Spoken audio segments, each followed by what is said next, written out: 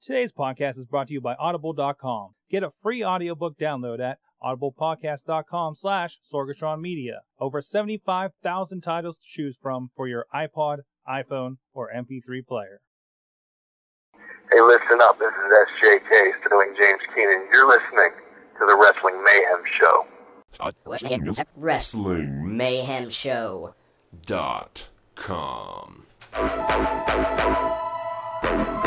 It's the best day of the week. Today is the day that you have chosen to listen to the Wrestling Mayhem Show. This is DJLunchbox, putting it the fuck down for you. Let's fucking do this. Monday night, you know it must be raw. Leaders being a whore and not wearing a bra. Seen his damn belt still spinning around his waist. I can ship at a rhymes on what comes out of his face. Tuesday night and it's EC Dub. Michael Q Knoxville join the club. If you sick of the shit, scream out boo boo. This ain't EC Dub and we can tell that too. Wednesday night, ROH on DVD. The best wrestling on the planet to the nth degree. Joe Damon's delirious, Daniel City, Kim McCarthy, Homicide, the Rottweilers, and Kenta Kobashi. Thursday night, TNA on Spike. Bruce is spoken, so that means I'm puking blood tonight. Shut up and show me the damn X division and get SoCal balance in my line and vision. Friday night SmackDown, this is all life. Kicking back, watching wrestling every night. Kenny, Boogeyman, Helms, Hardy, Guerrero, London, Kendrick, and the Stealing Show. RWF Scion in the weekly features. You're a student, we are the teachers. Shout outs to Jimbo's crew and to the D's, putting it down for Vimmel with the greatest of ease. Ladies and gentlemen, welcome to the Wrestling Mayhem Show. It is 224 today, the episode number that is. I, of course, am Sorgatron. We are here. We got everybody together. We have two interviews tonight. Two interviews tonight. Of course, Butterbean will be joining us, and his opponent for this Friday in Cheswick, PA, at FNW Far North Wrestling will be Sterling James Keenan, who is scheduled to join us after we talk to Butterbean, which will be very interesting to actually get two sides of the match. So we'll be talking to both of those guys shortly here, and of course on the line is the usual group of fellows here. We got again going around. WrestleFan, how you doing tonight? I am doing splendiferous. Excellent, my friend. And then moseying, just distracted off to the side, is Mad Mike. Hi. You got a Yankees game on over there, don't you? No, I have Wipeout on. Wipeout. It's funny. It's funny watching That's greasy okay. people We'll be fall. watching it in the corner in your window like we usually do. And then that little stormtrooper at the bottom, because we're having some video issues with him, is DJ Lunchbox. How you doing? I am absolutely fantastic, working tirelessly to try and get my video back up and running, but it is so good to be Tuesday night and here on the Wrestling Mayhem Show. That's right. It's been a night of technical interestingness. Awesome cast. We'll undergo a good bit of editing, but here we are, and nothing is going to go wrong for Nothing these can go fantastic wrong, sir. emails. It's Taco Tuesday. It's Taco Tuesday. Taco Tuesday. Of course, if you wanna join us and tell me how wrong I am about all those statements, you can visit us live 8:00 p.m. Eastern on Tuesdays at WrestlingMayhemShow.com, or find all the rest of the information there. Twitter at Mayhem Show, of course, or call us 412-206-WMS0, or drop us an email to good times at WrestlingMayhemShow.com. Of course, we have all the stuff, all the stories are going to be at delicious.com/WrestlingMayhem. Please find us on iTunes. Please comment on us. Let us know how the show's going there, and let other people know, whether to avoid or see the show or not. Please check out Mayhem Wear. We have a new t-shirt up. I'll have a post up about it as soon as I can get to it. And also, please, I just found out today there's going to be an update coming so that your Mayhem Show app, Mayhem WMS Gold on the iTunes Store, will be iPhone 4 compatible and have all the background play and everything. And of course, all the stuff from last week, that's I just downloaded the wallpaper because I have big fingers. That's not the fault of the app. But there's a little bit from last week here loading. Did someone just kill a Wookiee? Oh, that happened last week, for a while. So there's our Brady Bunch. There's our Brady Bunch from last year or last week. Last year. There you go. Last year. So go check that out on if you have the iTunes. And I'm going to be inquiring about that Android app. So we're going to see about that. And the updates are being pushed out to all their pro app podcasts here in the coming weeks. So keep an eye out app store for that if you do have already that WMS Gold. Also, we're also talking with a bunch of the longtime listeners about getting some different voices in here. We might have one later. I'm not sure if that got sorted out. I should probably look at the chat room and see if he's around. But we'll be working on that. And if you're interested, you've been around for a while, know the deal. Hit us up at the email and everything, and we'll talk about get some voices in here for maybe the roundtable and everything. So let's get right into it. We have a wonderful week of emails, including some of my favorites that returned once again. DJ Lunchbox, you have your obligatory one that you have to read right now. So Yes, sir. Yes. It is the Wolf's Thoughts on Failure, Episode 3. What's up, Wrestling Mayhem crew? The Wolf is Bizak and would like to say, fuck you, LA Lakers, and fuck you and your mama, Kobe Bryant. I will also shed some light on this quote-unquote rag bullshit. First of all, Sorg was right. As a ninja from New York City, I know all about gangsta wear. Rags and or bandanas are what gang members use to signify their gangsta status. These criminally bound retards influence American culture because most Americans are idiots. Other examples of retarded-ass Americans being influenced are pants worn way below their asses. This is a prison trend because those incarcerated aren't allowed belts. So, what have we learned from this WMS? People are fucking stupid. And there's a lot of exclamation marks after that. Now, fuck this dictionary bullshit and get back to my black man rant. I learn something every day. it's educational. Wait, he's a ninja and a black man? Can't be great. black ninjas. Don't be. That's Of course there can be. as of right now. I am trying to watch TNA on my TiVo with my anti-TNA girlfriend when she decided to finally ask the big question: if you were in charge, how would you fix TNA? Since we don't have hours to spend, I'm gonna throw out some black man ideas. I am not a promoter. You have been warned.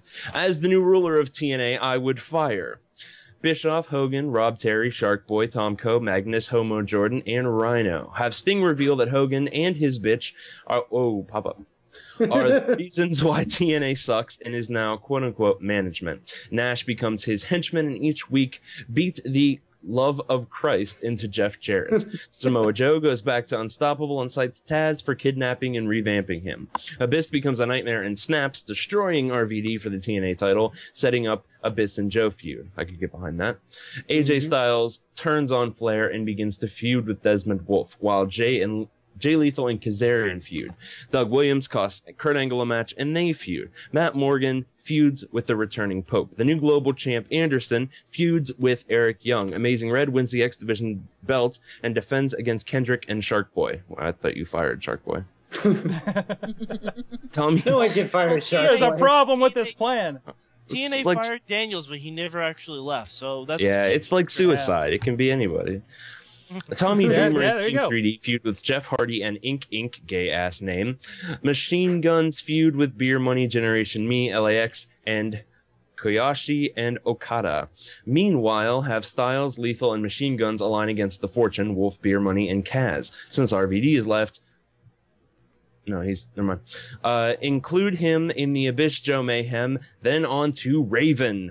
Knockouts are okay, except that give Hamada the push and return Rosie to normal. This is just my 30-minute fix for TNA, and if I missed anyone else, fuck them. Be easy on the criticism. I'm not a promoter or give a shit about TNA's direction on the product. This is my program. TNA, fuck that other show's PG bullshit. Acknowledgement. Thank you, LB Sorg, Mike, and WrestleFan for the positive feedback. Thank you for a reason to enjoy Tuesdays. Continue on the funny-ass show, ignore the haters, and bring back McMitchells. Yeah, I meant there. Sorry. And there's the picture he sent us for you in the video. So It's a young lady getting smacked in the face with a speech bubble where the man is saying, "Shut the fuck up, bitch," and the woman is saying, I won't speak in church again, I promise. There you go. Wonderfully Amazing. politically incorrect as usual. But we can show it this time because it's not talking about ninjas. Thank you, Wolf. Thank you, Wolf. Thank you, Wolf. All right, real quick, we got a couple more real quick emails, and I think we're going to have to pop to our interviews here. I have something to say from Austin Boyd. I hate Seamus. Moving on. Succinct. It was good. Chestnuts also had something else, and he hit us up. He hit us up about this when I asked on Twitter earlier today or yesterday. Dear Wrestling Mayhem Show, I've been a loyal follower of the Wrestling Mayhem Show for well over 100 shows now. Never once have I been offended by your fine show. That is until last week. Your comments about the great state of South Carolina. Sure, the wonderful Palmetto State is full of fucktards, but that is what makes it so fucking awesome. And yes, 87% of the great people I know from this fantastic state are indeed fucktards, myself included. But that means nothing. No G, nothing. Anyways, I apologize. Fucktards don't use G's, Sorg. That's right. Anyway, I apologize for the rant. Keep up the good work. Chestnut out. So, that is our And he fan missed the S on chestnut. What's that? And he missed the S on chestnut. We're not single letter things. I'm not going to get too big on. So other than that one, because he's from South Carolina. And thank you for the response when I was trying to figure out what we had discussed last week about South Carolina. I guess that was the story where somebody hurt somebody else and was suing, for wrestling or something. Oh, that was the two adults beating up the little kid with wrestling moves, wasn't it? Yeah, Mhm. yeah, something like that. And that's why I asked what state were they from, and you said South Carolina. I said, yeah, that's why. Yep, there you go. Says the guy from Because Texas. it's South Carolina. Says the guy from Texas. So, Goddamn fucktards. all right, guys, let's get to our interview then. And we have on our line our esteemed guest, Butterbean Eric Ash. How you doing tonight? I'm doing pretty good. How about y'all? Good. We're having a lot of fun here. We're glad you could join us here. Glad to be on. Excellent. And, of course, for those that may not be familiar, Butterbean, of course, for your wrestling fans, you may remember from Celebrity Wrestling with Hulk Hogan and the Brawl for All at WrestleMania 15, where he very, very quickly knocked out Bart Gunn, if you remember that. Heavyweight boxer, MMA fighter. What don't you do, Butterbean? I've done it all. I've done from MMA, boxing. Actually, one time I've done a sumo wrestling in Japan. Oh, jeez. I do it all. You name it, I'll do it. I don't care. Awesome. Well, of course, we know you from wrestling, but you actually started off in boxing, a little bit of everything. So let's go back a little bit real quick, just get a little background on you for some of our listeners. You were a heavyweight boxer, and you got involved with the WWE. Where a lot of us... Oh, it was actually WWF. WWF, yes, they did not get the F out yet. So tell us... Exactly. I actually done a couple shows with Mark Merrill. Mm-hmm. Had to spank him around and teach him how to treat Sable correctly. Mm-hmm. And then I still had a couple engagements up to my contract. Mm-hmm. And Bart Gunn had pissed off Vince. Some of the ball fall, he was supposed to take a dive. He didn't want to take a dive, and he ended up knocking everybody out. And so they called in the big guns, and me, myself, and I, and had to give him a good spanking. Awesome. Now, Bart Gunn went off to shoot fighting in Japan, if I'm not mistaken, right? Yeah, he has done. I mean, our fight at WrestleMania was a shoot fight. A lot of people don't know that, but it was an actual, go for it all, winner wins. Mm-hmm. And Bart come out really badly. He has got dog straight set. So that knock to the head was a little bit of inspiration for him to get better? Yeah, I kind of like beating up on wrestlers. I beat up another wrestler fought in the first Pride. Sean O'Hare fought in a Pride show in Vegas. It was the first one that Pride covered the U.S. from Japan, and fought him on there. I had to spank him pretty good on that too. Yeah, we did get a question of somebody who wanted us to ask about that. Of course, Sean O'Hare, another wrestler, we may remember from WCW, WWE days for our fans. But was that your first submission win with Sean? Well, no, actually, I actually knocked Sean out, but no, I've had a lot of submissions. I mean, in the MMA world, I'm like 75 or 80% submissions. The guys don't want to stand there and punch, so they get stupid and take me down. And guess what? Butterbean knows a little jiu-jitsu. Now, yeah. Now, on the last Pride show, I submitted a bazillion purple belt, and I become the true honorary jiu-jitsu being. Awesome. Now, what made you get into MMA after your boxing career? Well, I have a friend of mine that fights mixed martial arts, Mark Coleman. A lot of people in the world, in the MMA world knows who he is. And I told him, I might want to try that one day, K1 or MMA or something. Next thing I know, I got 25 promoters from all over the world calling me. Next thing I know, a month later, I'm in Japan doing a kickboxing event against Fujimoto. His name is Fujimoto. Tough kid. And I'm knocking him out pretty quick after he started kicking me, and I fell in love with the sport. And then I went from the kickboxing. In Japan, it's like kickboxing on steroids compared to here.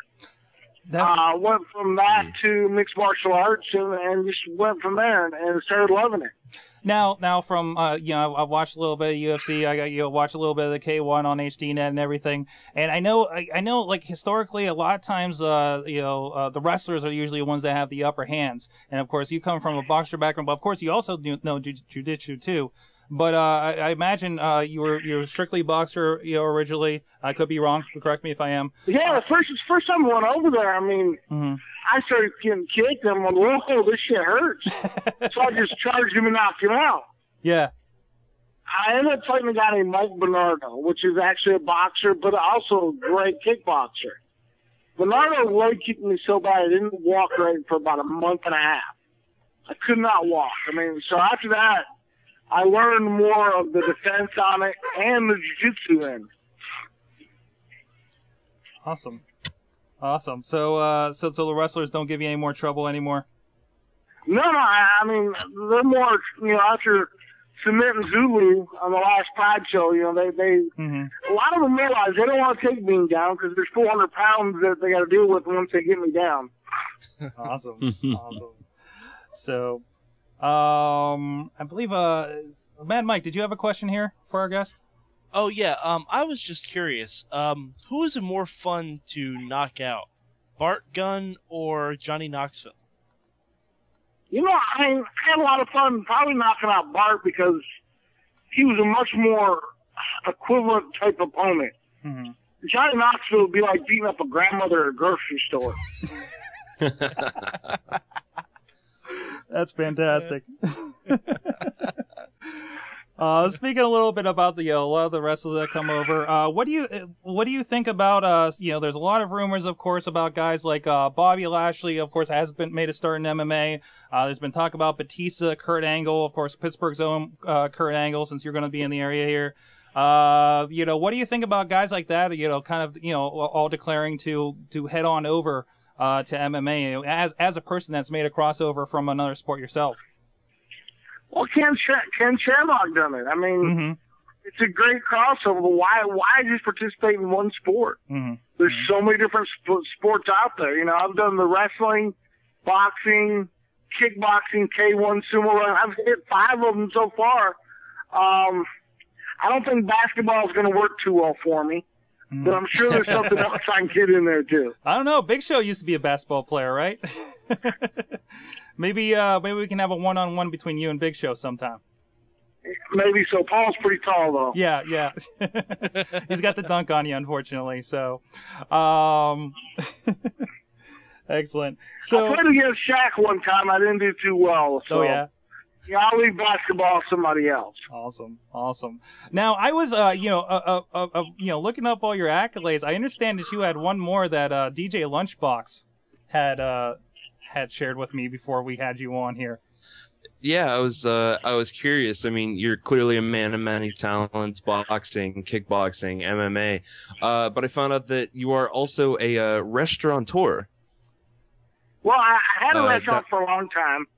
I've closed it down. I got tired dealing with people. I travel so much. Mm-hmm. So I've closed my restaurant down because food has to be just right. And when you're not got the whip on the employees, they don't want to do it right. Mm-hmm. So I just closed it down, and now I cook for myself and friends, and that's about it. I see. We got some outdated information now. But you did own Mr. Bean Barbecue. Yeah, I sure did. Excellent. Well, Excellent. Let's talk about the show this weekend. Of course, right here in Pittsburgh, you're going to be appearing for Far North Wrestling in Cheswick, PA, at the Chess Arena, taking on another wrestler that I'm sure you're going to take great joy in knocking out. We hope Sterling James Keenan. Yeah, he runs his mouth a lot. I did an interview with him not long ago, Mm-hmm. and he wouldn't shut up. He runs his mouth. Mm-hmm. I mean, I don't understand some of these guys. They don't realize it just takes one little wrong sound, and I might forget what sport I'm in. Mm-hmm. Or I might intentionally forget what sport I'm in. Mm-hmm. Mm-hmm. Awesome. So how did you get involved with the Far North Wrestling organization for this event? Well, I pick who I wrestle for. Really, I won't wrestle just for anybody. Mm-hmm. And they contacted me, and we talked back and forth for a while. I got a lot of friends out there that wrestle and do other stuff, and I got really high good regards for them. So we worked the deal out, and here I am. Excellent. Have you been to Pittsburgh before? I have, but not a lot. Mm-hmm. Mm-hmm. We recommend the Permani Brothers if you want a good sandwich if you're around. Hey, I'm good for food anywhere. You let me know. We'll go. Excellent. Now, Sterling James Keenan. Knocking people out and good food. I mean, you know what? What better can there be? Excellent. Now SJK's looks like he's taken on the moniker of the International Badass lately. Are you going to be attempting to take that away since you're very well traveled yourself? You know what? Yes, I think that's a good idea. Fantastic. I really do. You know what? I'm so. Some of the guys try to do some of the all messed up stuff, and why not just hit them and knock them out? It makes it so much easier. And the people love it. Awesome. Well, we are actually scheduled to talk to SJK following talking to you. Do you have any direct words for him, going into this Friday? No, don't scare him. I hate guys that are scared. They run. I hate when they run. I don't want them afraid of me. I want them when I'm 400 pounds. I don't want to have to chase them down before I beat them brutally. Okay, do you want us to lull him into a false sense of security and maybe tell him that you might be a little worried about this weekend so you can just knock him out? Beautiful. Yeah, we'll do that. That's genius. Okay. That is genius. We'll work that for you. We'll work for that, definitely. Appreciate it. Excellent. So what else is coming up? Whoa. What else is coming up in the future for Butterbean then? Well, I have a couple fights coming up. I got a fight in Poland I'm going to be doing pretty soon. Mm-hmm. Not against the world's strongest man. He's the 5-time world's strongest man. I'm going to fight him in Poland. Excellent. So it should be a lot of fun. Awesome. Of course, everybody, if you want to check out information on this, fnwwrestling.net to get your tickets there. And I do understand for those... One thing I do other than a lot of other fighters, a lot of other wrestlers, mm-hmm. I always make sure I have time for the fans. Mm-hmm. The people that come to fight, everyone's going to get an opportunity to meet me, shake my hand, take pictures, etc., and then I'm going to knock somebody out, body slam them. I don't know exactly what I'm going to do, but I'm going to have a lot of fun doing it. Awesome. And I will take suggestions. Mm-hmm. So if somebody's got an idea of what they want me to do, throw it at me. Who knows? I might try it. I have a suggestion, Butterbean. I would like to see you get in the octagon with Brock Lesnar. I would love to fight Brock. I would love to fight Brock. Are you? Vince almost put something together back when he was wrestling, but it never did come around. Does that knife tattoo piss you off as much as it does us?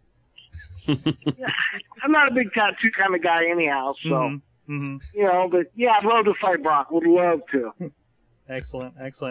Well, thank you very much for joining us, Butterbean. Don't want to take much more of your time here, but check them out, fmwwrestling.net, for information on the show. And I understand there will be DVDs available after the show for you guys not in the area. You'll have an opportunity to see what transpires this Friday night with Butterbean and SJK. So, hey, beautiful. Don't miss it. I'll see y'all this weekend. All right. Thanks a lot, man. What's up, guys? Again, thanks for Butterbean for joining us here on the Mayhem Show. But on the line now is the guy he's going to face this Friday at FNW in Cheswick, PA. Friend of the show. He was on here last in October, way back on episode 188. Sterling James Keenan, the international badass. How you doing tonight?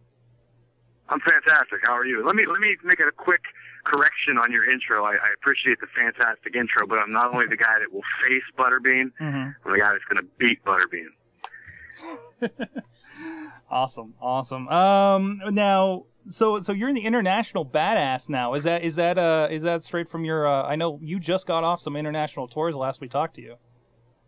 Yeah, I honestly don't even know where that name actually came from. I think I probably referred to myself as such once or twice, just kind of on the fly in a promo or something, and someone picked up on it and kind of ran with it. So it's kind of stuck. So that's really what as deep as the story behind that is. Excellent. Now, I think last we were talking to you, you guys were just starting to do shows out there in Cheswick, PA, which I think was a new area for you. How have those been going? I know I've been hearing from some friends. There've been some great shows out there, but how's it been going? How's been the crowds out there? They've been awesome. The crowds have been steady.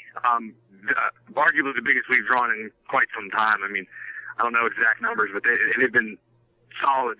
Some of the better independent wrestling crowds I wrestled in front of, and that goes beyond Pittsburgh. I mean, they've been pretty nice. And cats from the Chess Arena are awesome. They really work just as hard as we do as far as setting up with the production. And this isn't your typical independent show where, it's a high school gymnasium and there's a black curtain just hanging and that's where guys come out. We have a full-blown stage entrance and professional light system. The guys from the Chess Arena actually hook us up with the same lighting system that they use when rock bands come in. So we have the same setup and all the tricks and gadgets that, Kip Switch Engage or whatever band comes in actually has at their disposal. So it's pretty cool. How was it working in the same venue that Snoop Dogg's recently performed? Fantastic. It's awesome. Anytime you get to follow in the footsteps of someone like Snoop Dogg, it's something to get excited about. Plus, like I just actually went to Chess Arena a few weeks ago and saw Kill Switch Engage, so that was kind of cool too, that they performed on the same stage that we use as our entranceway, so that was a little bit of a thrill. I'm a big fan of those guys. Awesome, and of course I know I've been out there for the TNA show. It's a pretty big venue. So it really nice size for it. I was actually there for the TNA show as well, and they obviously packed it, to the gills. They were I want to say there was somewhere around 900 people there, I think was the final number. Which, that's not the biggest venue in the world, but 900 people were packed in there pretty tight. But I think in my own personal opinion, it's about the best wrestling venue, probably in the tri-state area that I've been to. As far as it's comfortable, it's big enough, and plus, like I said, we have all the gadgets and gizmos and lights and sirens and all the little toys to help enhance the show experience. Excellent. Before we get to the big thing that we brought you on for, I do want to ask, because I discovered that you are going to be in AIW this Sunday as well, in a four-way match with, if I got this right, Facade, Mercer, and Gargano, two friends of the show in there. And the winner, I believe, gets the AIW title, which is vacant, and gets to take a crack at Bryan Danielson that same night. Is that right? Oh, see, I didn't know the Bryan Danielson thing was involved. I'd seen the updates. This is how independent wrestling. I find out more stuff when I get there beyond. I only know. I knew it's for the AIW title. That's always pretty exciting. I honestly don't remember her actually losing that title. I know I had the absolute title for a long time. I don't think I ever lost it for some reason or another. I'm not the champion anymore. I don't think I ever lost it, so I'll get a chance to win that back. But the guy to look out for on the Indies is Tommy Mercer. He's actually coming in for the Warrior show. If you haven't seen this guy, he's an absolute monster. He's about 6'6", 6'7", just jacked to the gills. You know, just an awesome talent. I'm making the call right now. I think it'll be a very short period of time between, you know, him appearing on the Indies and WWE signing him up. You say, is this the gentleman that goes by Nice. No Mercy, Tommy Mercer? Yeah, No Mercy, Tommy Mercer. The dude's awesome, man. He's a cool guy, and in the ring he gets it done too. But I'm saying the guy just, as far as the independents go, you don't see guys that look like him very often. You know, they're once in a blue moon someone that big and agile comes along, and he's definitely something special. But that said, I'm still going to beat him. Well, going with that, since you're so sure you're going to beat him, and the opportunity to take on Danielson, if I have this straight. So what do you think of the situation going on there? I don't know how much, again, you've been following with it, that news with his firing in WWE. Yeah. I'm actually very out of the loop as far as WWE goes. Mm-hmm. I keep in touch with Punk, and we very rarely talk wrestling. It's generally we talk about baseball or other stupid things. So I actually just so happened to be, I was getting into bed, actually. That's how much of a party animal I was. I was getting into bed at like 10:50 a few weeks ago, and I was flipping through the channels, and the NXT beatdown came in. And I didn't know, many of the guys other than Danielson and Tyrone Evans. Mm-hmm. And I thought, I just kept it on there. I was watching, kind of interesting, something different. And then I saw Brian choking out Justin Roberts with his tie. And I actually laughed about it. I was like, wow, that's kind of a cool shot. And then the next morning I got up and I heard all this nonsense about them letting him go. And I don't speculate. I've been hearing people say it's a work. It's legit. I don't know what it is, but whatever. I hope it is a work, because Brian works hard, man. He's worked harder than just about anybody I know. And the guy deserves a shot to shine on a national stage. And the little taste that he's gotten, from what I understand, he's done really well. Mm-hmm. So, I obviously wish success to any of my friends in the business, so I hope it's a work. But if it's not, then I will gladly continue to beat on him on the indies. Oh, he did, yeah, he definitely didn't have any trouble ending up on every show I could think of in the next month. So, so all right, and now again, this Friday, you're taking on Butterbean. I am. Yes. Now, we talked to him right before talking to you, of course. Now, when we did ask him, we were like, are you concerned? You're stepping into a wrestler's ring, and he sounded a little worried, to be quite honest. Really? Yeah. He was really like. I did the radio show on 93.7 The Fan with him the other day. We had an interview with John Burton. It was on Sunday afternoon, and he was talking a little bit of smack. Okay. He didn't seem too concerned. Truth be told, I was a little concerned because, I don't like getting punched in the face at any point, let alone by a 400-pound man who does it for a living. I think it's going to be fun. I'm actually curious to see, how it works out. Butterbean is no stranger to the wrestling business. And I actually have been delving into the world of MMA a little bit. I just started training. I think that's kind of going to be my next venture here in the world of sports. Not anytime in the immediate future, but hopefully by the end of the year, I think I'd like to step into a cage and or ring or whatever it is. But so I've been doing a lot of training in that and kind of unintentionally honing my skills. So it's going to be interesting. You're going to basically see a hybrid. I promise you it will be a lot better than Antonio Inoki and Muhammad Ali. Have you ever seen that? Have you ever seen that match? So you're saying you're not just going to lay on the mat and kick at his legs until he gets out of the ring? I'm going to lay on the mat and just wait for him to come and let me put him in guard for jiu-jitsu. That's what it's going to be. But no. But yeah, that was honestly like one of the most boring things I've ever sat through in my life. So I promise you it will be, more exciting than that. But I'm excited. I am, honestly. Butterbean's a celebrity. He's not a wrestler. He's not anything. He's everything. He's a celebrity in that he's a fighter. He's an MMA fighter. He's a boxer. He's been in movies. He's been on TV. And so, it's kind of exciting to be able to get in the same ring with him and then show him what it is that I do. Excellent. So tell me, kind of along those lines, what do you have that Bart Gunn and Sean O'Hare didn't? You have to give me more than like 30 seconds to respond to that one because I have to think. Bart Gunn and Sean O'Hare, both like 6'5", 6'6", jacked to the gills guys. I can honestly say I know what it is. I have wrestled the Necro Butcher and Madman Pondo in Japan, Oh, in death yeah. matches, and Yeah. I've come out victorious.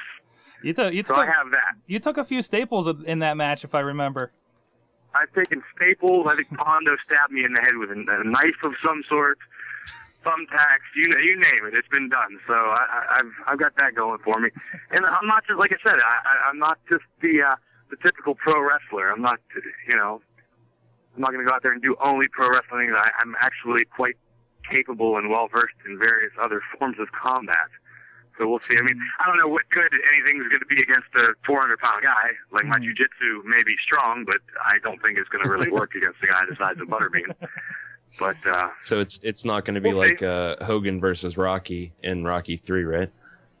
It's not going to be that bad. But that would be more entertaining, would it not? I mean, the roles would be reversed. If Thunder Lips was the boxer and Rocky was the wrestler, that may be how it ends up. There's a small chance he may throw me into like the third or fourth row. I don't know. So if you paid the money for the gold circle seating, you may end up with a souvenir. That's right. You may actually be able to take me home in your pocket. That's right. Because I will be in pieces. Excellent.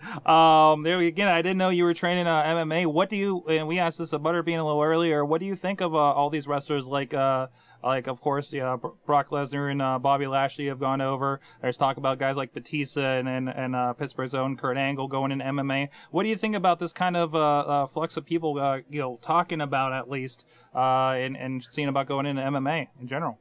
I think it's kind of a natural progression in that, the wrestling business and MMA, as different as they are, and they are very different, they're similar in the mindset. I mean, it's a combat sport. It's macho. It's, I'm tougher than you, even in the pro wrestling world. But, obviously I'm super excited to see what else Brock does now that he's back from being sick. I will be watching him and Carlin on the 3rd. Check that out. Lashley had some pretty good success, but the difference between Lashley and Lesnar and even Angle is those guys were amateur wrestlers. They found their way into the pro wrestling world, and they ended up in the world of entertainment after they had their background in that. A guy like Batista was a sports entertainer first, and I'm kind of the same mindset. I've wrestled. I mean, I have athletic background. I wrestled up until high school, and I'm not just for the first time in my life competing in anything, but I think it's awesome to see the success that you guys are having, and I think Brock Lesnar is honestly about the best thing to happen to UFC in a long time for marketability purposes. As an MMA fan, I think it's awesome that the company is just growing, like, it seems to be nonstop.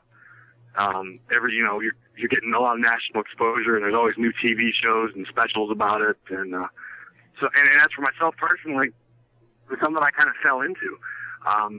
I had some friends of a friend that train MMA. They actually used to own a gym with Mac Danzig of UFC, and I started just working out with them, just kind of as a workout, just kind of stay in shape. And they actually came to me after one of our training sessions and said, "Hey, man, did you ever think about fighting?" And I said, "Honestly, no. It was just I just wanted a new workout, something different. I got a little bored with everything." And they said, "Well, in our opinion, it might be something you should try because we think you'd be really good at it." So that's kind of caused me to step my game up. And seeing as how I'm from Pittsburgh, and now I have a radio show on FM radio, and Kurt Angle's a Pittsburgh guy. I laid down the challenge on the air last Sunday. If Kurt Angle wants to do his MMA thing, give me a few months. We'll do it for charity or something. I want to be Kurt Angle's first legitimate MMA match, and we can do it for Pittsburgh for some charity, maybe Children's Hospital or something killer like that. Yeah, definitely. Nice, excellent. So, right? Every time Kurt Angle's talked about getting into doing MMA, he talks and talks and talks and talks, and then he has a reason to back out. He doesn't want to do this. He doesn't want to do striking. He just wants to do grappling. That's fine. He can make the rules, whatever he wants to do. I just, what I mean? Like I said, let's do it for charity. I got nothing I got nothing to lose. He's got nothing to lose. Mm-hmm. Let's do it. I mean, truth be told, I'm reasonably sure he'd probably beat me.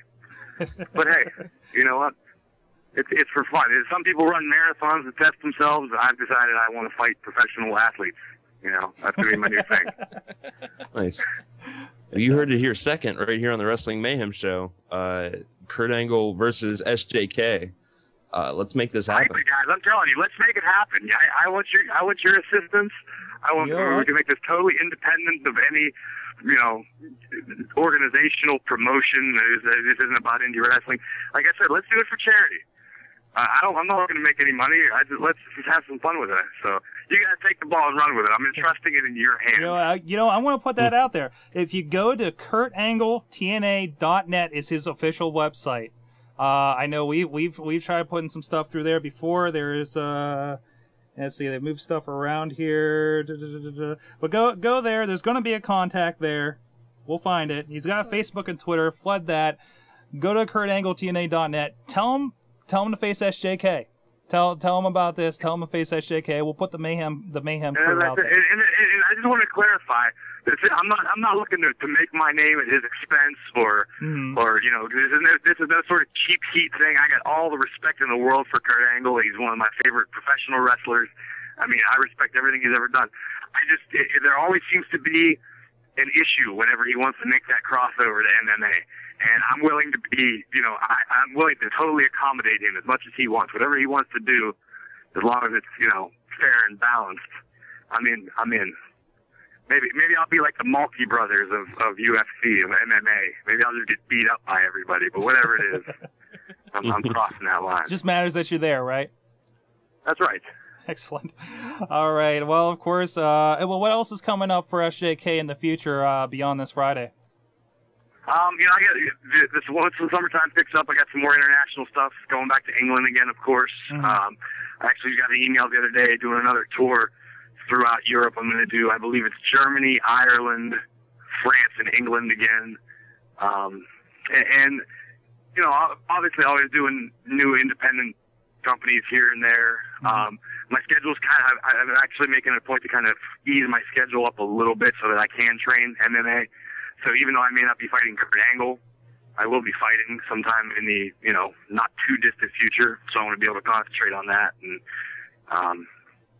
you know, we'll see where it goes from there. I got this radio show on 93.7 The Fan here in Pittsburgh. And I've been doing that. That's a lot of fun. I mean, I get paid pretty well to talk about sports for hours at a time. So that's kind of cool. But, yeah, I'm just staying really busy, man. I'm happy. You know, my family's doing awesome. I have no complaints about anything. I just waiting to see what the world holds next for SJK. Excellent. And you can check out SJK and Butterbean this Friday, June 25th at Chess Arena in Cheswick, PA. Check out the information, fnwwrestling.net. Like we mentioned, it should be on DVD shortly after for all you guys that are in the Pittsburgh area to check it out and see what happened. So that's right. And if you're not in the Pittsburgh area, it will still be on DVD, so you can order it and we will ship it to you. Excellent. So go check that out. Thank you very much, Sterling James Keenan, for joining us once again on the Wrestling Mayhem Show. You're always welcome back, sir.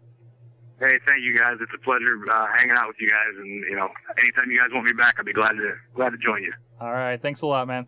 All right, guys, Thank you, SJK and Butterbean, for joining us. Of course, check them out at the website. And let's toss some music. We'll be back, and we're going to have a good bit of discussion and stuff falling on people's heads, apparently. Lunchbox, what are we listening to this evening? Well, Sorg, before we get into that, you know who's great? You know who's just awesome? Velvet USS. Sky. Well, yes, Velvet Sky. But I mean, USS, they're great. It stands for Ubiquitous Energy Seeker, Synergy Seeker. They're very good, and they've got this awesome song called 2:15:16, and it's from this album, Welding the C Drive. It's really cool, and I think we should play it on the Mayhem Show at some point. I think that's a good idea. How about right now? That's a great idea. I think the fans would really like that. All right, here we go.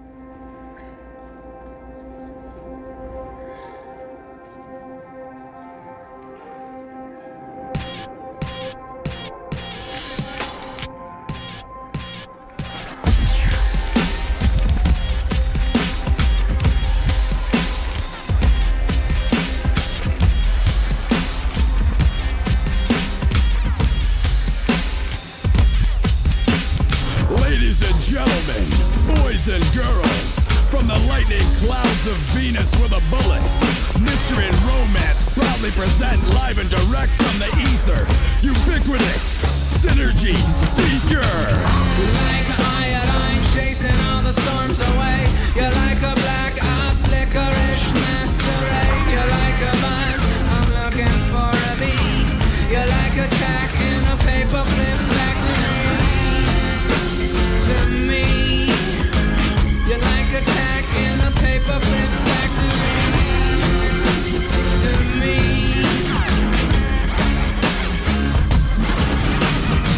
you're like a diatribe calling on a quest for me. You're like the ideal rainy day activity. You're like a sign, emphasis in green. You're like ladybugs turning into jelly beans. You're like iodine chasing all the storms away. You're like a black ops licorice masquerade. You're like a buzz, I'm looking for a bee. You're like a tack in a paper clip factory.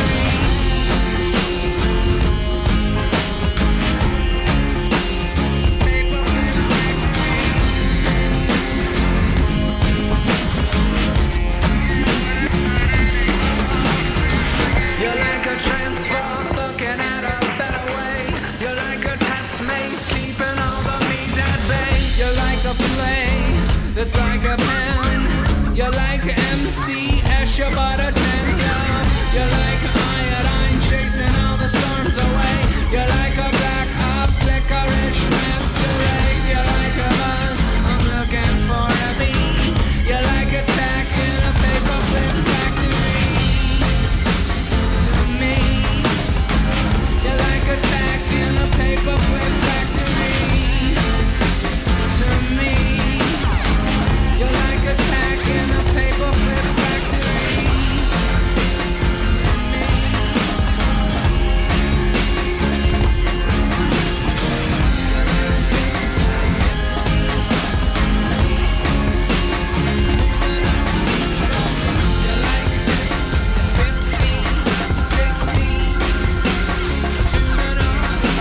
You're like 2 and 15, 16. To the northeast of me. You're like 2 and 15, 16. To the northeast of me. You're like 2 and 15, 16.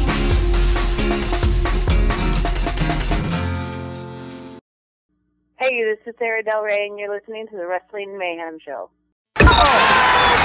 Ladies and gentlemen, introducing the one, the only. It's the men of the Wrestling Mayhem Show at WrestlingMayhemShow.com. Ladies and gentlemen, we're back. Wrestling Mayhem Show 224. Hope I've been saying the right number the whole time, because I can't remember. Thank you, Sterling James Keenan and Butterbean, of course, joined us there before the break. I hope you guys enjoyed that. Please just let us know. GoodTimesWrestlingMayhemShow.com, 412-206-WMS0. But before we get to the rest of our voicemail, we have a special guest on the line as well, joining us tonight for the first time. But first, let's talk about our sponsor. We're doing so great tonight. We're doing so great. If you see gold, you know exactly why I'm having problems. Audible podcast.com/Sorgatron Media, where you can find, as we say every week, one free audiobook of your choice and a 14-day free trial to all the wonderful services of Audible to try out and see if you enjoy it, to stick around, which of course you will if you're like us and you hate words with your eyes and you like video and audio, and that's where you need to go. And as part of this best Audible promotion spot we've ever done, thanks to me, we like to do some picks to give you guys kind of a starting point as far as what to check out as for your free audiobook. Now, DJ Lunchbox, I think you have something special for us this week. I do. Fitting with my theme that I had mentioned earlier, the book that I had recommended earlier, Science of Superheroes. I also downloaded Batman and Philosophy, The Dark Night of the Soul. It is part of the Blackwell Philosophy and Pop Culture series.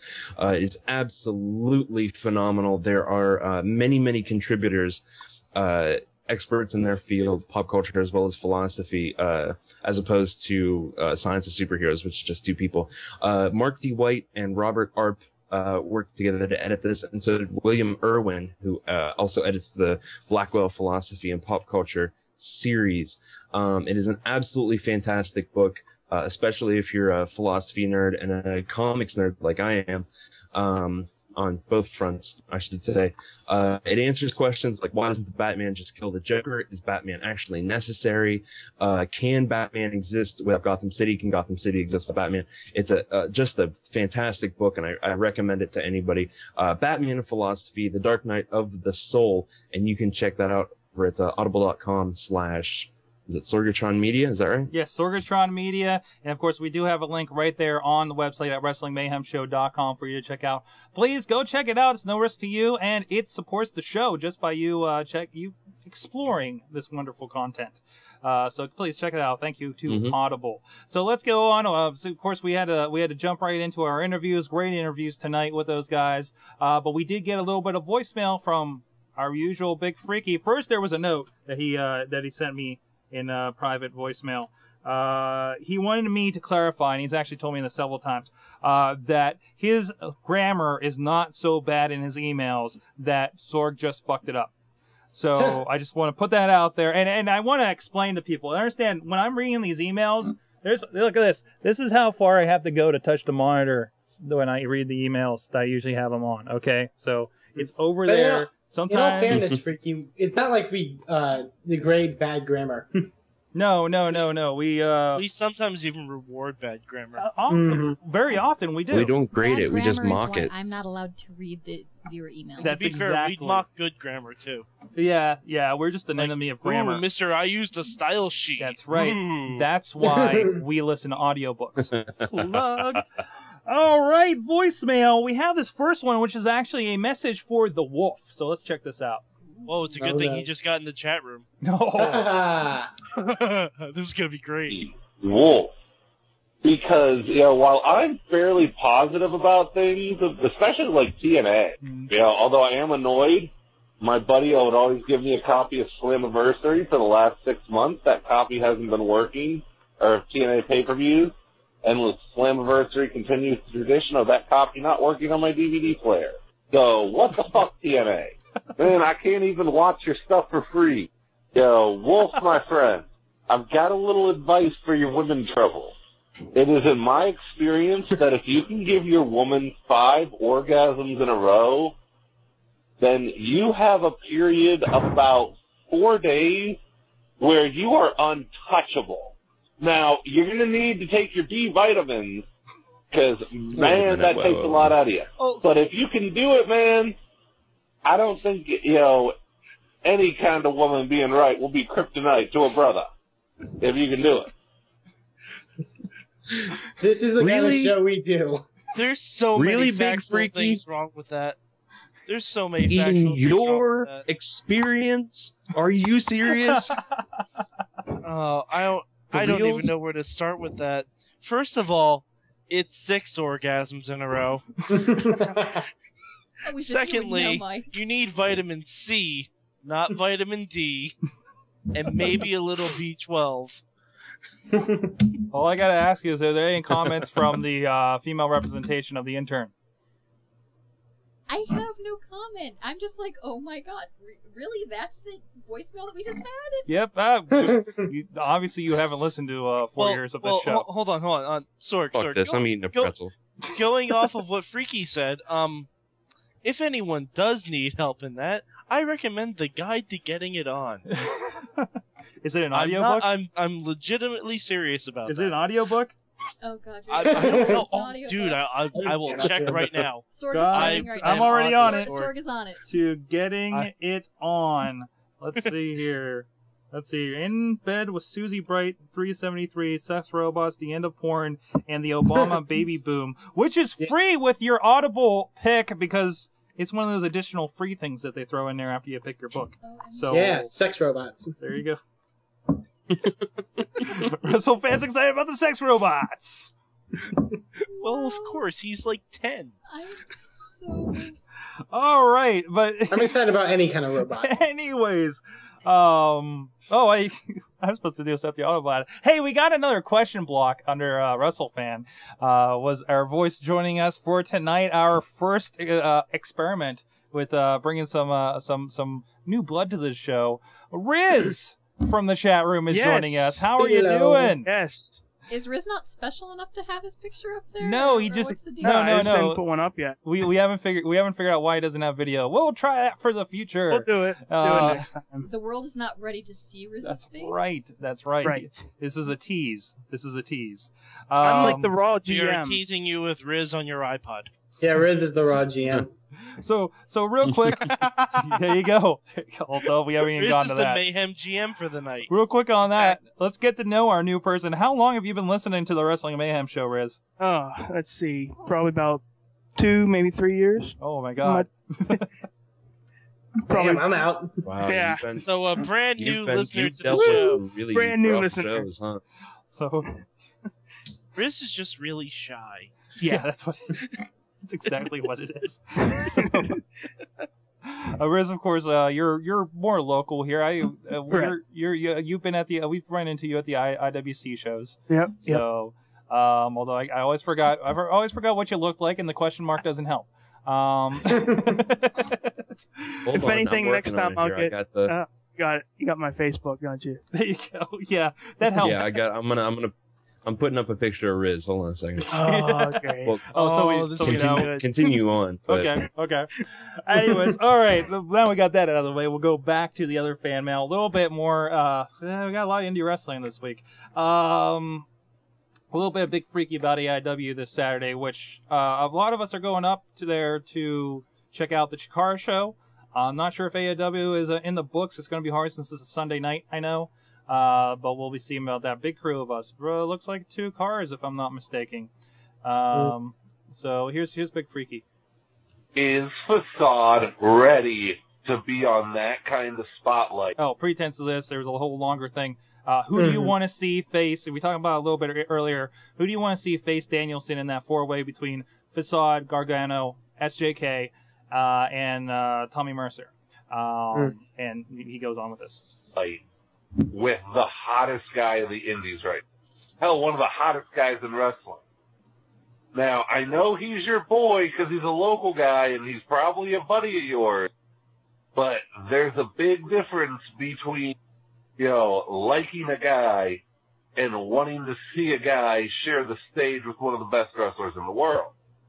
Who do you want to see working with Bryan Danielson and why? And, don't be vague like you were with Strider. Why do you think Facade is ready to work with Danielson? What has he improved on?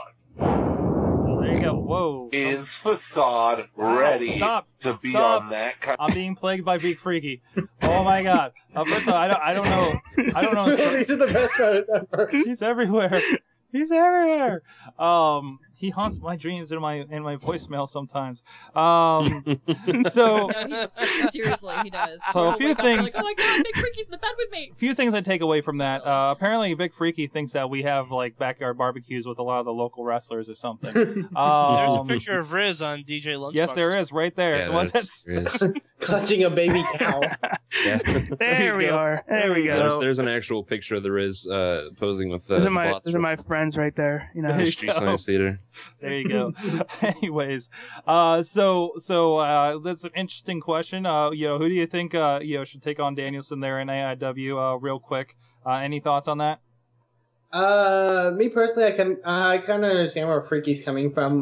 With Facade probably being the least experienced of the 4 guys, which is true. I'm not sure about this Mercer guy, but yeah, me either. Facade's going to be in Evolve, isn't he? Is he? I thought he was. He was involved too. I think Facade has come a long way since he started, and I mean, look at the other guys in the match. They've had high-profile matches. Why should Facade have that match with Bryan Danielson? It could be a breakout match for him. That's why. Yeah, I don't think Gargano, because Gargano actually already wrestled Bryan Danielson at a previous AIW show before his leave for WWE. If it goes between Mercer and SJK, I'd like to see a Danielson SJK matchup personally. That could mainly because I don't know a lot about this Tommy Mercer guy. Yeah, he's kind of the wild card for us just because we're not aware of him. And I mean, maybe it's just me, but the least likely guy, wouldn't that just make for a better push for him going up against Danielson?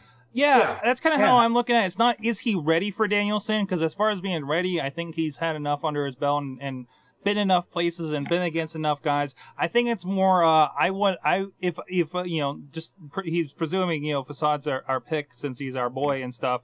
But as far as a case for Facade, he's kind of the guy who's like, well, that's, from what I'm aware of, he's the guy that doesn't need, I don't know how to put this. I'm going the back way around this. He's the guy that he's not like as high as the rest of the guys, but I'd be interested to see what a guy like Bryan Danielson brings out of that guy like that, and it's one of those, like, it's good for Facade if he, ends up in a match like that with a guy. Oh yeah, it'll be awesome for Facade, definitely. Yeah, I mean, it's not like, okay, you see, you throw a Danielson versus Cole Cabana. It's like, those guys are going to do great. Those guys have done great in the past. We'll do great against anybody. I'm more interested in seeing the wild cards. Like, and honestly, I'd like to see SJK versus Danielson. I haven't seen the Gargano versus Danielson, but all those configurations interest me. Let's see what the hell, this Tommy Mercer guy is about that we just heard a really good case for, from SJK earlier, so. There you go. That's my thoughts on that. I don't want to get too far into it. We've talked about a lot of indie wrestling. Real quick, there is Chikara, which Bryan Danielson will also be on. I know he's taking Bryan Danielson Power Hour. Exactly. Eddie Kingston will be taking him on in Michigan, and Cleveland he is taking on Tom Dunst. Tim Dunst. Something like that. And I think then that's mixed up that Eddie Kingston is going to now face Delirious. So, which should be a good matchup. So, yeah, and then that card, top to bottom, we've talked about before. It's going to be a fun show. The intern/wife of the show is going to be experiencing her first Chikara show, as are you, Wrestle fan, who is going to be joining us here in Pittsburgh, and then a road trip to Cleveland Sunday round trip. So wait a minute. Which one of us gets the freshman treatment for being the first Chikara show? Well, that could be any one of us. I haven't seen him live either. That's right. We have a lot of cherries popping at the Chikara show this next week. Cherries popping. And DJ Lunchbox, can you promise me something? What's that? Can you take a video of you chopping WrestleFan? Oh, fuck yeah. I expect it. Very good. WrestleFan, he's like, so what are we going to do when I come up and visit? And I was like, well, I don't know, but you're going to get the shit chopped out of you. I know that much. That's right. And you have to chop him once for me. Don't let Veronica chop you. Because I can't make it she's killer. We do need and then he get his mom to do it, too. Oh my That's God. awesome. WrestleFan, That's a great idea. Chop you, that would be the greatest thing of the year. This will be YouTube gold. Oh, WrestleFan, man. if your mother chops you, that will earn its own Mayhemy. I guarantee it. We'll see what happens. It's going to be an interesting weekend. And in a completely unrelated note, you can check on, we'll have here on video next week, my live in-person interview with Primo, colon. Actually, here's the Primo colon. Sorry, getting back to the WrestleFan's mom thing. Primo colon. WrestleFan, your mom is going to meet all of us, and she is never again going to let you have any involvement whatsoever with the Mayhem show. I'm going to finally get that permission slip. No, there you know will what? be no Sorg, permission draw slip. it up. You can actually have her sign it in person. Yes, we'll videotape that as well. That's an excellent idea. All right, now moving on, since we're on the line, I know we have some information Mad Mike has acquired. Acquired? Is that the word for it? I don't know. Yes, acquired. I saw the email. I kind of wanted to be surprised by it when I realized what it was. So, Mad Mike, what is going on with Bryan Danielson? Okay, well, first of all, I have to give credit to WrestlingAudio.com. It's the site I was on a podcast for a couple months ago, and apparently someone who works on that site is a good friend with someone who's really good friends with Bryan Danielson. Do you want to go? Of course. Do you want to name the show that you were on, just to kind of give a plug? I believe I was on The Big Show. The Big Show? Yes. And we cut out that on clip. The Big Show? Yeah. We cut out that clip. Was this on Royal Pains? There were no royal pains when I was on the Big Show, sir. Oh, anyways. That Mike stretchy. Wow. Okay. But this is from WrestlingAudio.com. It's an exclusive to them. I haven't even seen it on any other sites yet. Basically, they had a conversation about what happened with Bryan Danielson. Yeah. And these are the 5 facts that have been brought to light. Take them for what you will, but these guys are usually pretty on point. These are facts via sources. As most news that we hear about, it's usually third, fourth hand. I mean, that's how we should presume this with a grain of salt, correct? Yeah, but these guys are usually pretty on point with it. I mean, they wouldn't have posted it if it wasn't, if they didn't believe it. To be true. Yeah. Okay.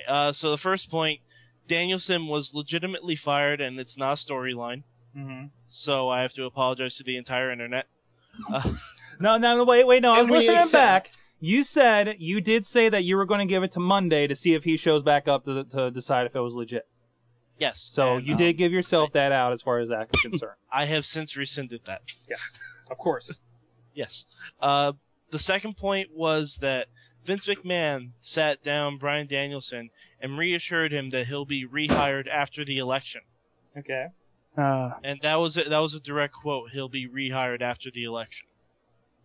The third point is that Danielson is only allowed to work independent shows in which he is able to obtain and own the footage, because WWE plans to use this footage for his return. Which me personally, I think that's the best part. Because remember when the wrestler first came out, and we were making, it was such a big deal that Ring of Honor and CZW were getting, showing up pretty much on WWE television. Mm-hmm. So, that could definitely be pretty interesting. And WWE hasn't been shy about talking about hey, there are these indie groups out there, especially with NXT. There's been a lot mentioned. Of course, none of them by name, but especially with somebody like Bryan Danielson, Daniel Bryan, and Caval. And Caval, there's been a lot of reaction for that. Then they've been using Caval's indie footage. Oh, mm-hmm. I wasn't aware of that. No, not really the main indie stuff, but sort of his smaller stuff and mainly his stuff in Japan. Okay. So probably stuff they have agreements with, or probably same situation as we see with Daniels then. Yeah, right, and the fourth point is that Danielson has been asked by WWE officials to shoot on John Cena and the entire WWE product. So when he returns, there will be instant heat on his character. Nice. So that'd be awesome. We have a pretty good idea what he's going to be talking about if he gets on the mic and Chuck Carr and AIW this weekend. So, exactly. Which is understandable. Well, I mean, that's pretty much almost standard fare for anyone who gets released by WWE is that they don't need permission. Yeah. And the fifth and final point is that, believe it or not, Danielson is allowed to work house shows only for TNA Wrestling. Huh. And that's the part I was most intrigued by. Mm-hmm. But I think that could be really, really interesting. Kind of an aside, I mentioned earlier about how he has not had trouble getting bookings. He is definitely booked up until August 8th as far as weekend goes. Look at this list. 2 shots at Chikara this weekend. AIW, of course, with that double shot on Sunday. He was going to Germany for Ambition, as well as WXW, Evolve in Union City, Dragon's Gate USA in Philly, PWG, which I believe is Pro Wrestling Guerrilla in California, and NWA in Charlotte. Is that the Wild Side promotion, or is that Florida? I'm not sure exactly. I think it's more Midwest. So you're going to hear a lot about Bryan Danielson, and this guy, you got to think, it's kind of like what we talk about with TNA, how they cycle people through, and that only helps these guys, because then they're a name and they can make a better living on the indies, Yeah. I mean, none of these groups here are slouches to my, to my awareness. And if he's going to Germany, he's being taken care of going over there, I'm sure, for these groups. So, I mean, that's, he's doing well for himself. And if nothing else, if he never goes back to WWE, he will do fine. So, and also I do like BrianDanielson.tv is his official website that's been I believe is just launched since everything went down. He has a great shirt. You guys see this? It's his picture. It says "violent" and it's in the Obama. Yeah, if he sells them in Cleveland on Sunday, oh boy, I'm getting one. Yeah, it's definitely a consideration there. That's fun. That's a fun shirt right there. All right, moving on. Let's get into all this news that we have here. Various news. Sorg, we also have a lot of new champions. A lot of new champions. Fatal 4-Way. Let's go and talk about that then. My boss is dead. Your boss is dead? Oh, yeah. Oh, yeah. He got beat up last night. All right, well, first let's touch on Fatal 4-Way. At least a couple of us everybody watched this, I think, for the most part. I checked it out. So, I saw it. I saw the majority of it. We lost video on DJLunchbox. That's fine. That's fine. He's a stormtrooper. So what do you think? I heard really rough things about this pay-per-view, but really, as far as Fatal 4-Ways go, I thought they were a lot of fun. I thought it was a really good pay-per-view. I mean, not just the Fatal 4-Ways were good.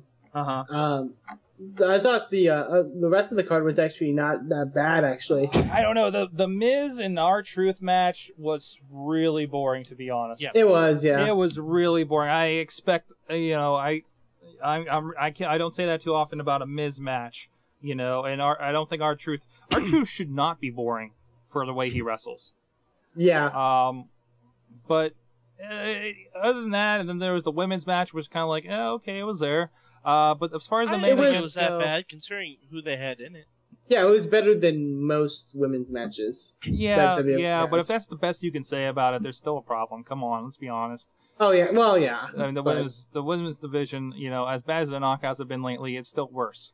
But as far as the main events go, which is, let's be honest, that's why we bought the pay-per-view, if we bought it, was they were good. I thought they were decent, and of course there was the thing at the end. I'm not pissed about the ending, It was I thought the ending was done magnificently with Sheamus just running in and taking a quick pin and then just bailing as soon as possible. And it just furthers that. It furthers a lot of stuff, and I thought it was great, And we're also forgetting about the double shot of awesomeness we got with Jericho and Bourne. Oh my God, that was awesome. That was nice. That is a candidate. I believe that's a candidate for match of the year for WWE. It better be in the running when they come up with that at the end of the year.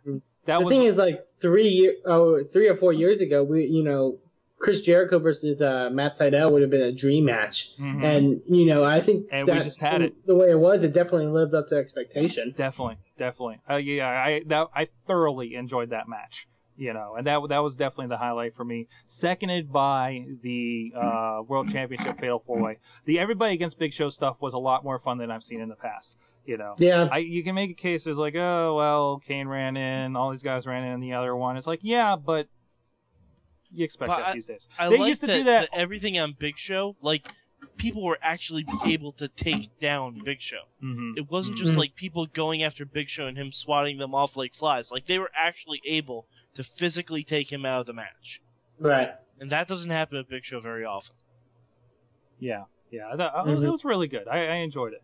But then Raw, 1, no guest host. 2, a mystical GM. A mystical IMing GM. No lie, I think it's I figured this out, Sorg. Okay. It's Gmail. You use Gmail? It's Gmail. Because it's GM email, so it's Gmail. Oh. See what I did there? Raw Gmail. Although it did freak me out because my phone got a Twitter at the same time and it's the same noise. Exactly the same time as they got a message from the GM on television. It freaked me the fuck out. So, I'm just saying. I don't know where they're going with this, and the lack of a guest host for the first time in over a year is interesting. Yeah, I didn't think that they were going to have a guest host forever, did you? No, but they haven't said they're not having it, and they still have several scheduled. And this is the first time they're just like they didn't plug Rob Zombie for next week. We don't. Yeah, maybe They plugged it last week, I thought. Did they? For some reason they plugged him last week for this week. Maybe something fell through. Maybe last week for 2 weeks ago. Yeah, but... I mean, I can understand issues with getting guests lined up, personally. So hey, I've been doing a oh good no, job. and that's why we have an intern now. So intern. Yeah. So Any wild speculation guesses for who the GM actually is? Butterbean. Damn it, we should ask. Obviously, the one person everyone's thinking is Daniel Bryan, and depending on how long it's gonna last until he actually comes back to the WWE, man. I hope it doesn't last. Or it ends up being Michael Cole. It ends up being Stephanie McMahon was brought up somewhere. You know, maybe it's JR. It could be JR. Oh, it could be JR. I think this is one of those things where they have several ways this will go, and depending on what they decide and who they talk to, they'll go one way or another. Want to know who I think it is? Vince McMahon. Oh. It could be. It was me, Austin. It was me the whole time. Of course, remember, I don't think Rikishi was the original driver that hit Steve Austin that first time. Of course he was, Sorg. But he did it for the Rock. Yeah. Did it for the people. Jinx No, wait a for minute. a Coke. No, hold on. Wasn't it? I think they revealed it afterwards. Was it Triple H that was driving, but Rikishi organized it or something? Oh yeah, way around. It was some horseshit like that. Other way around. Triple H. Oh, okay. Triple H. Oh, okay. Did somebody add a whole bunch of MMA news to the show notes, or am I looking at the wrong page? I may have added some MMA news. Some. I'm failing to find my own. Well, do you want to talk about that, sir? Sure, I can. Actually, it looks like you hit up a lot of the stuff I did as well. So, but it looks like you've done your research, so I'll let you go, sir. I tried to trim them down just the ones that had updates on them. Okay. Well, let me open these bitches up right here. We did mention. Hey. We mentioned Batista and Strikeforce. Yes. We might have last week. We talked about it very briefly with Butterbean. Basically. TMZ said Batista's going to Strikeforce to try MMA. Strikeforce spokesperson Mike Afromowitz, told MMA Junkie that Batista, quote, definitely has not signed. But they have had talks. And Dave Meltzer adds that Batista is training for MMA and did talk to Strikeforce CEO Steve Croker after Wednesday's show. But Strikeforce has not made him an offer, and that's pretty much it. That's the long and short of it. Now, everybody's favorite bastard, Brock Lesnar, when asked his thoughts of Batista, quote, get in line. Everybody wants their dog. Oh, everybody and their dog wants to get into fighting. Next question. We're talking about a heavyweight championship fight, not some wannabe. So he doesn't think highly of Batista whatsoever. Yep. And there's actually, I have a quote also on the story from Booker T. Says that Batista wouldn't last 5 minutes with Bobby Lashley or top Strikeforce MMA competitors. So, Sucker. Yeah. Fedor Emelianenko. Apparently, there were a lot of retirement talk going around, and widely overblown. It was a mistranslation in an interview with Fedor, and it led to a lot of talk about retirement. Okay. He's not looking to retire. Basically, what he's saying is he doesn't have 10 years ahead of him. He's not someone, like Randy Couture or Dan Henderson, does not intend to fight into his 40s, nor should he. So that's that. And this Saturday, UFC 116, Brock Lesnar makes his triumphant return to the octagon after a bout of diverticulitis, amongst other things, versus Shane Carwin for It's not this Saturday. Next July 3rd. Yes. The MGM hey, Grand. SJK had it right. Excuse me. was all discombobulated. The show takes place July 3rd at the MGM Grand Garden Arena in Las Vegas, headlining Brock Lesnar versus the interim champ Shane Carwin, heavyweight title unification bout. Sure to be a good fight. A lot of people have been looking forward to this. The undercard, Wanderlei Silva versus Yoshihiro Akiyama, Matt Brown versus Chris Lytle, Stephen Bonner versus Christoph Szynski, Kurt Pellegrino versus George, oh god, it's Greek. Sotiropoulos? No, Sotiropoulos. Sideropoulos. Which is what I said. Shut up, you. Now that's actually not right. Somebody got replaced, I believe, by Chris Lieben, but I don't remember who or where. So throw Chris Lieben into that. There's a preliminary card of Brandon Schwab versus Chris and Kendall Grove versus Goran Reljic. Those will be on Spike TV, and there's a little preliminary card as well, which will be unaired. So check that out, July 3rd, MGM Grand in Las Vegas, and that's that MMA news. There you go. That's all, folks. The other news, the widow. Well, there's wrong music for going into this next story. The widow of Owen Hart, is filing a cease and desist lawsuit against WWE for showing, for using Owen's likeness and everything in promotional materials and DVDs and such. Including, of course, there was the recent Heart and Soul DVD set that came out. Now, LB, you had an updated link in here, it looks like. That says that WWE made an official statement on the lawsuit. Okay. WWE's lead attorney, Jerry McDevitt, claims Martha Hart's lawsuit is the first time WWE has heard from her since both sides settled Owen Hart's wrongful death lawsuit in 2000. He stated that, quote, WWE has the right to use its own copyrighted material. Martha gave an interview saying, quote, WWE certainly has no problem marketing, distributing problems with Owen Hart's likeness on it, which, again, create a false association between me and the WWE, which does not exist. I have to scream it to the world. I have no association with these people, end quote. She also claims to have sent the WWE a cease and desist letter on March 25th, 2010, before the Heart and Soul DVD was released, which contradicts McDevitt's claim and stated there is no political motivation behind her lawsuit or its timing.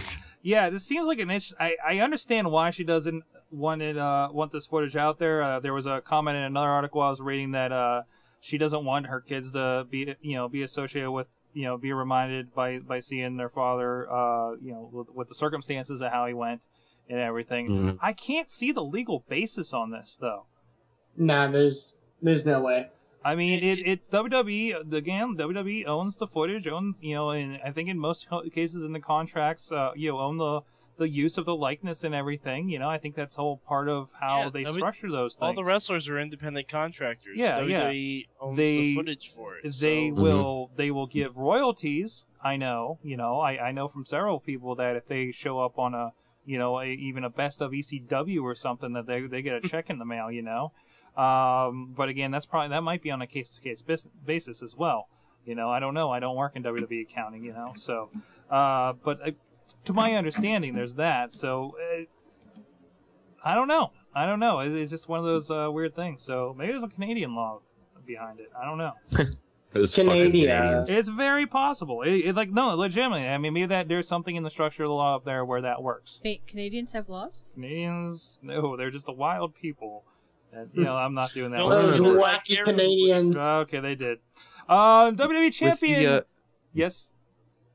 I just want to throw in with the press release. Martha released a press release, and we're led to believe that it is in violation of contract. Maybe it was part of the wrongful death lawsuit. That basically we're led to believe that they did not have allowance to use his likeness anymore. That could be then. That could be. I don't know if that's true, but who knows. Does anybody notice that John Cena seems to be the new PR guy for WWE lately? Mm-hmm. Yeah. The now, new PR guy? He's been the PR guy. Well, like he's being groomed to take the position officially. Like anytime anything comes out, like he was the guy that spoke up about Umaga, I think. He spoke up about when Carlito was released. He spoke up now about Bryan Danielson being released. He's an interesting go-to guy for them. You know, Sorg, he might also be asked a lot. Yeah, but like, I mean, he might also get floods of tweets just saying, "What do you think about Umaga?" But it's not just on Twitter; it's in interviews. It's he's been their go-to guy. I never remember a wrestler, kind of being put out, kind of doing the PR work. At least under, and that's what it really feels like to me. It's he's doing PR for WWE and whatever the situation is. Is he being? You think he's being groomed for a bit more than his position right now? Like maybe he is the next, I don't want to say the next Triple H as far as that goes, but we all know how much of a company guy he is. Well, he did once smack Stephanie's ass. Mm-hmm. So Riz, was that you saying something? Yeah, I think he's being told what to say a little bit, just saying, But he's willing. I mean, which is, he's staying in character too. That's the fun part about it. I don't know how much of it is his character. I think this is him. I mean, I really don't think John Cena you see on TV is too far removed from John Cena in real life. Except for when he's drunken karaokeing or having Umaga chop somebody. So moving on, I had this marked, just my quote of the week from Sheamus in an interview on beating Brock Lesnar's record for the fastest time between a television debut and winning the world title. Really? I knocked Brock out of the way? He's a ginger too, but I'm the better ginger. And moving on. Wait, Brock Lesnar's a ginger? I do believe, yeah. Did not know that. He's a big, freckly ginger. Take a look at the guy. He's like a ginger snap. Yes. He's like a gingerbread house, basically. All right. It's like a gingerbread shit house. Yeah. Davey Richards, surprise announcement this week. Davey Richards says he'll retire later this year. What? I was very surprised by that. I mean, especially as good as he's doing, but apparently he is... He's just gotten done with his paramedic school and has other things he wants to concentrate on. He wants to get his black belt in jiu-jitsu and finish the Fire Academy. He's married now too. Ring of Honor doesn't need him because there's a lot of talented guys there. He says, well, the first part of this, I didn't plan to do this for my career. Yeah. So there you go. That's kind of where his mindset, which is interesting since he is one of the best guys they have there. He's one of the best guys in the business as a whole. Yeah, and he just for being that guy and not being as dedicated with it as you think he is, But it's just another conquest for him. Because I mean, that guy is like, seeing him walk around, he just looks so serious, So yeah, I mentioned before, he has that kind of like just Chris Benoit walk to him, Yeah. But this is something that went along with my John Cena thing. He also announced the location of WrestleMania 30, and Mad Mike, I think we're going to make some plans here in a couple years for that. Because it will be in New York City. I knew the location at WrestleMania 30 at WrestleMania 20. Yeah, I think we all did. But, well, it's official now, sir. So yeah. And yes, we will be making plans. New York City, I think there's going to be some visitation. Let's hear it. What just got done? 27? That's a lot. WrestleFan, is that you? Yeah, that's me. All right. Tell your mom to stop putting more Bryan Danielson, Batista, and PETA wants Bryan Danielson back. They sent a letter to Vince McMahon. They sent a letter to Vince McMahon asking for Bryan Danielson to be hired back. In the letter, PETA wrote, according to ProWrestling.net, I might not personally carry the same clout as other Bryan supporters like John Cena or Shawn Michaels, although I do consider myself the showstopper of PETA. But I am, along with many of my colleagues, a huge Daniel Bryan fan, not only because he humiliated The Miz and Michael Cole a few weeks back on Raw, but also because he's vegan. goes on, just by being a vegan, Brian saves more than 100 animals a year, a feat far more impressive than any of Jack Swagger's accomplishments. Quotes. Savvy athletes go vegan for health benefits too, as they slash their risk of heart disease, cancer, and diabetes. Betis. So, so there you go. Interesting deal there with PETA. So that is all the news I had lined up. Was there anything interesting from the week that you guys want to bring up before we head out here? That's all I got. That's all I got. Nope. I want to apologize to WrestleFan. Okay. WrestleFan, this is probably the only time I'm ever going to say this to you and admit it, but you were right about Abyss. Wow! Now, that being said, And that was that reported. being said, why they are doing this to Abyss doesn't make a lick of fucking sense. But Of course. it seems like they are actually going to do this with Abyss. Hey, Mike. But, yeah. It's TN fucking A. Doesn't have to make sense. And then I wonder, as we find new voices for the show, if there's going to be any TNA supporters in the mix. I fear not. Sorg, there's a difference between supporting TNA and knowing when they're being stupid. Look at the shirt I'm wearing, for fuck's sake. Mm-hmm. You want to know when TNA's being stupid? They're on TV. You want to know when they're also being stupid? They're not on TV. That's another news story we didn't bring up. Oh yeah. Apparently, not only are we getting TNA reaction after Impact, we might possibly be getting TNA explosion before Impact. What? Yes. So they just turned TNA into a 4-hour affair. Yep. On the same night. Part of me doesn't mind it because now we'll get to see all the wrestlers that don't get to be on Impact. Now we'll get to see Daphne. Fantastic. Doubt it. But you know, why not put Explosion on a different night? Yeah, at least. I know that's been like their kind of international and syndicated program. Like, put Explosion on against AM Raw. That's weird. Yeah, something like that. Put it on Saturday morning, even, you know? Well, I guess not Saturday morning, the way they kind of go overboard with violence. Not an explosion. Yeah, that's true. Explosion's just basically heat.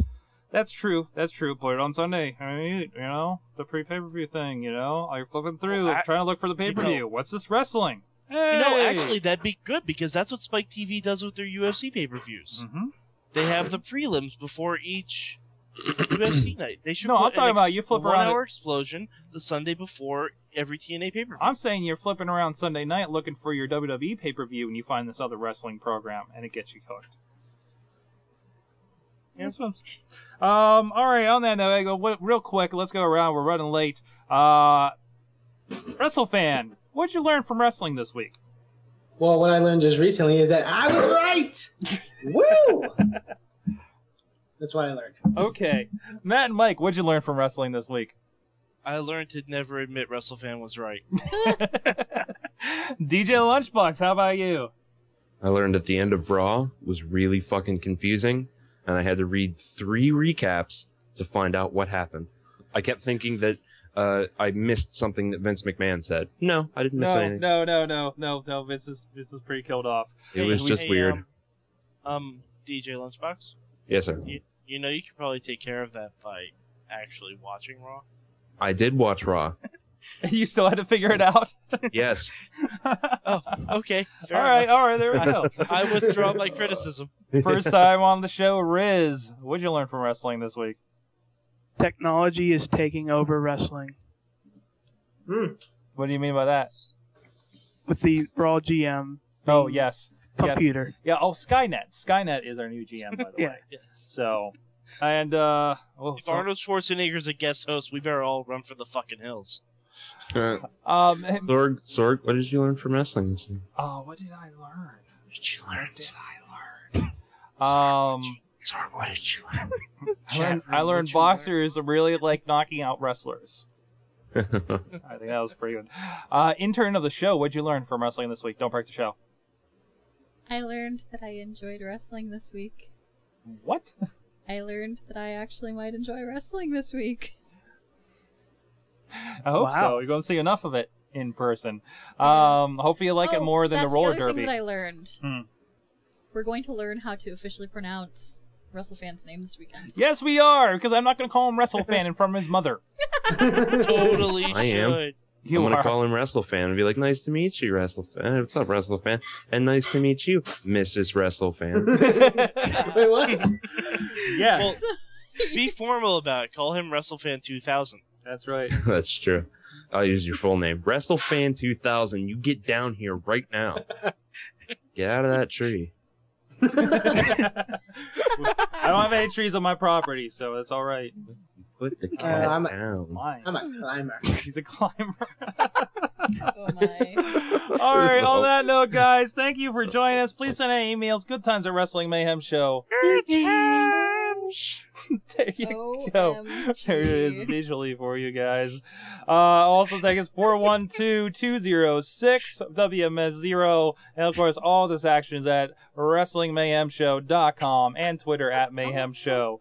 Please check out everything there. Please, thank you for joining us. Thank you. I hope you guys had fun. I know we did. I don't think we had fun, babe. And oh no. Please, WrestleFan, get off the shed. Please check out our other shows, Awesome Cast and Music Fun Time Show over at sorgatronmedia.com, where we talk about podcasting. And this week we're going to have a few all free downloadable tracks on the Music Fun Time Show. So we'll see you guys next week, Wrestling Mayhem. Thank you for listening to the Wrestling Mayhem Show. Please subscribe to our iTunes streams and blog at WrestlingMayhemShow.com. Email us at goodtimes@WrestlingMayhemShow.com or call us with any comments at 412-206-WMS0. We love to hear from our fans, and who knows, maybe you'll make it onto the show. The Wrestling Mayhem Show was recorded live in Pittsburgh, Pennsylvania, in front of a live internet audience, and is a production of Sorgatron Media. You can be part of the show as we record live every Tuesday at 8 p.m. Eastern on TalkShoe.com and Ustream.tv.